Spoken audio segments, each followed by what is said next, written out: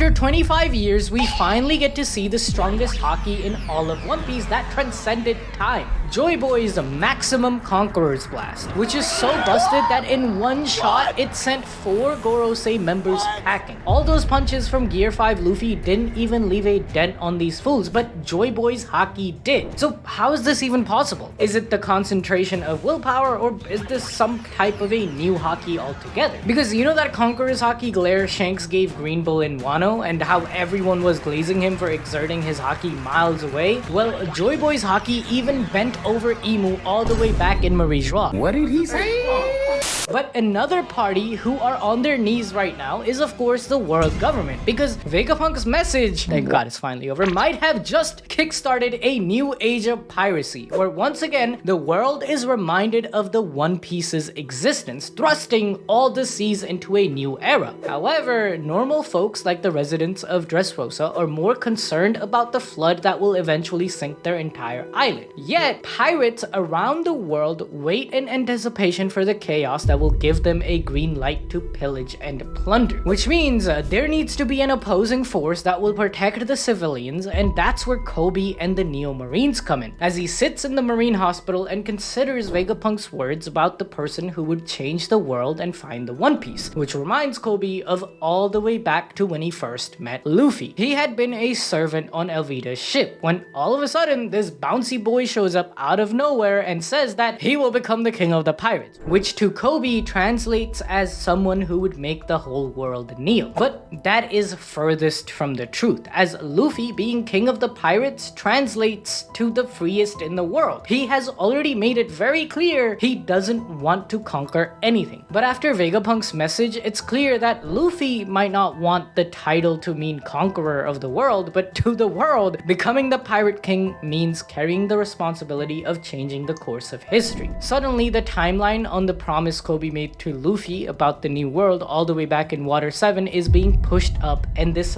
battle with Luffy is no longer going to be a friendly rivalry. It will be the ultimate clash of wills, and so Kobe vows to stop Luffy from reaching his goal. Kobe would like himself and the Marines to be on the winning side of that. However, it's more likely that Kobe and Luffy will both come to an understanding and realization that all of them just want the same thing, protecting the people they care about, which in Kobe's case is the entire world. Of course, Kobe won't be the only one in Luffy's way, as Buggy's Cross Guild says that the world belongs to Buggy, but bro says that the world belongs to all of them. Like, he was quick with that, which turns the entire guild to go wild. They're like, oh my god, look how benevolent our Buggy is. Go Emperor Buggy. You could see Mihawk and Crocodile in the back. They were giving him side eye like, what do you mean, your world? What you said? What that mean? Translate that for me.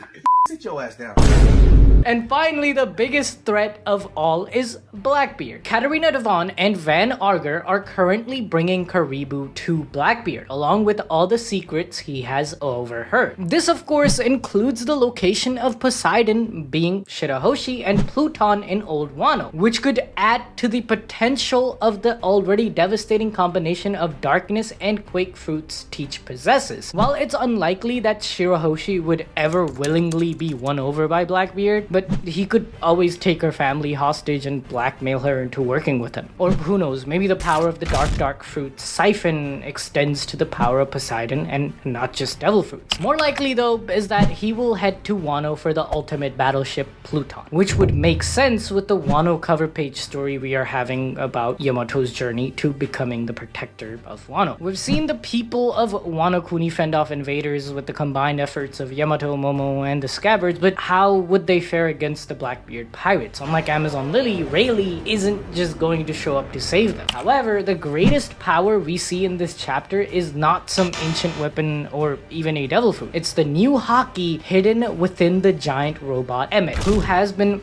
battered by Warkyri's assault. It's so devastating that Vegapunk's transponder snail is down. Oh no, guys. No, not Vegapunk snail. What are we gonna do about the message? There won't be any more recaps about what happened in One Piece, all the secrets. Oh, Vegapunk, he hasn't even revealed the will of D. What are we gonna do? Oh no.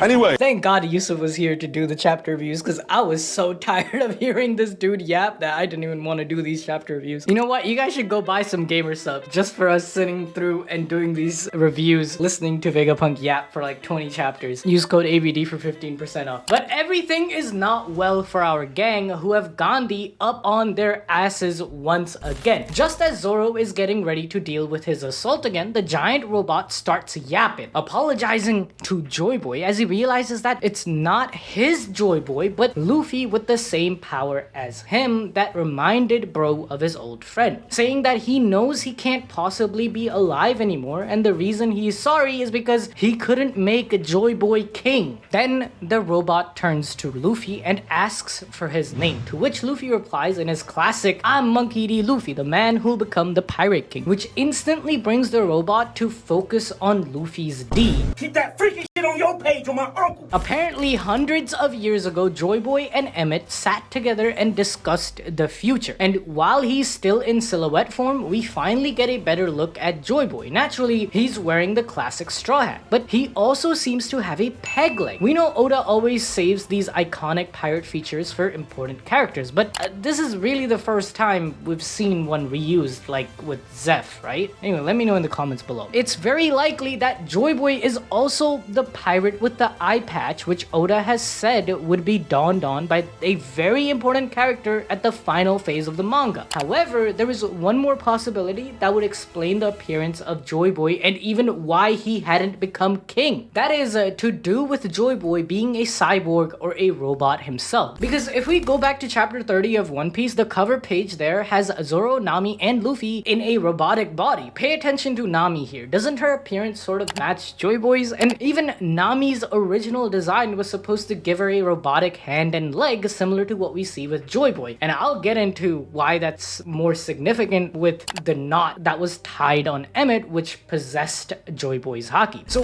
what if the ancient kingdom where Joyboy is from, which is said to be super advanced scientifically, was actually ruled by androids or automatas like we see in the moon? At first glance, humans would see them as nothing but tools or toys with no real will, but of course, we have seen time and time again in One Piece that inanimate objects develop wills and even emotions like Mary or the swords in Enma. Similarly, Joyboy and his kin could have been persecuted against by the people allied with the Gorosei, because their thinking was same as Kobe's first thought of Luffy's dream being to make the whole world kneel down to him. The 20 allied kingdoms believed Joyboy's claim of becoming king to mean the ancient kingdom wished to subjugate everyone else with their advanced technology. So a war broke out against the villain Joyboy, when in reality he simply wanted to be a king who was the freest of them all. This concept even lines up with one of the major themes of identity that is present in Egghead, with the satellites of Vegapunk, or especially Stussy, who has been gripping... Huh? Especially Stussy, who has been griping with what it means to be a human for the last few chapters. That's why one of the main goals of the Gorosei is to wipe out every race that could pose a problem for them due to their inhuman strength or knowledge, like the Buccaneers, Lunarians, or even the Minks. These are all races more physically capable than humans, so what if, just like the villain Joyboy, they want to take over the world too? Or the more likely thing here is actually that the meeting between Emmett and Joyboy simply happened after the war was over, and Joyboy got heavily injured during the war, leading him to gain all these features like a peg leg, a eye patch, and like a robotic hand. But come on, Robot Joyboy just sounds way cooler, right? Goddamn right. Finally, Joyboy tells Emmett that he will compress his most powerful haki and seal it within Emmett's body, saying that he will know when the time is right to use it because there will be people that Emmett wants to protect who are in danger. When that time comes, he can unleash all that haki sealed within him, and this way, even if Joyboy isn't alive, he will still be able to protect his friend at least one more time in the future. The word saying he will know when the time is right is quite interesting here, because from the poneglyph letters Joyboy scattered all across the world to the Sea King's prophecy of the two sovereigns meeting, and especially Toki showing up in the future, smells like there was a friend of Joyboy specifically present in the Void Century, like Madame Shirley, who gave out predictions for the future, guiding Joyboy's actions, which has resulted in Emmett having a store of his haki, which is the only reason for the next Joyboy and the Straw Hats to be able to escape away from the Gorosei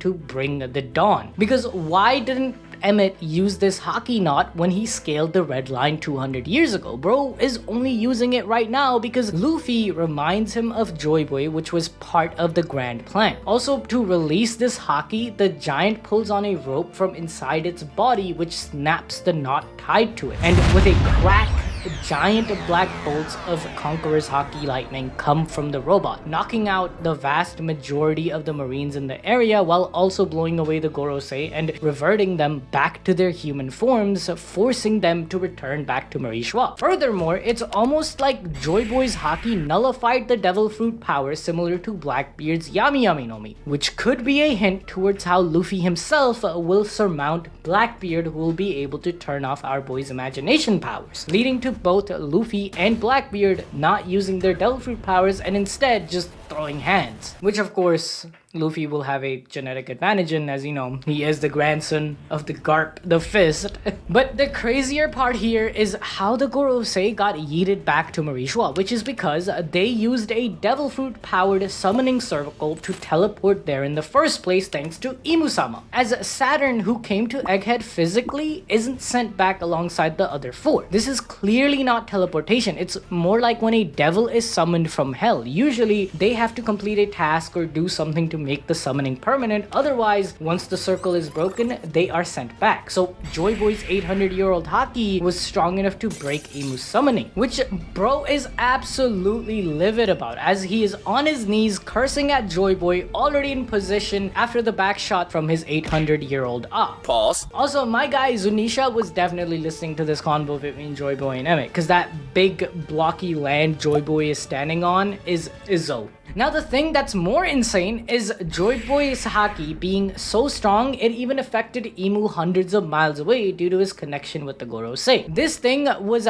tied to a knot for 800 years and managed to split the sky. Imagine Joyboy channeling this shit in person. He was truly in a different league. We even got another hint towards Emmett's role in Joyboy's crew with the signature X marking on his hand, which is again strengthening the idea that Luffy is following the same pattern of recruiting individuals with similar wills to Joyboy's OG crew, and the robot was probably the doctor in their group, as that X on his arm matches up with Chopper's own X on his hat. But Imu has every reason to be upset here, because now the Sunny and the giant ship are free to sail away uninterrupted. And speaking of the Sunny, on board there might be a character you are familiar with. Nami, orange hair, big titties, you can't miss her. You naughty, you teasing me.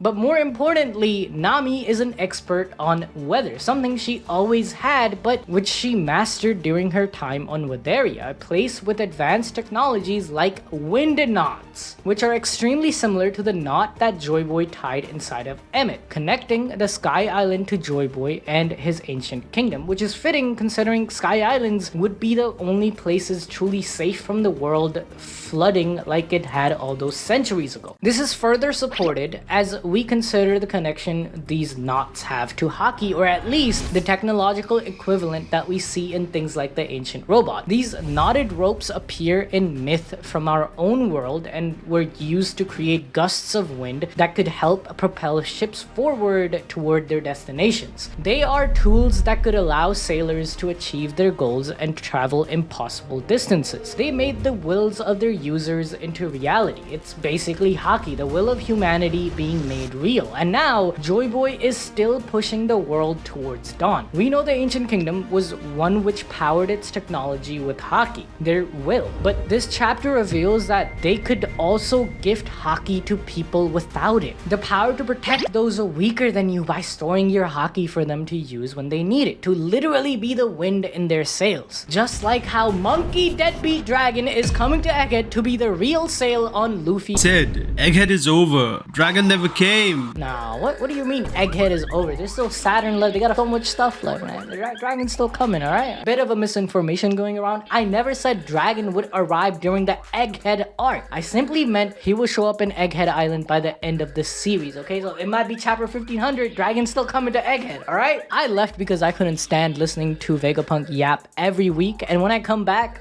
I thought Dragon would be here, but he disappointed me once again, just like he disappointed Luffy's mother in bed. But you guys can watch this video on screen to not be disappointed.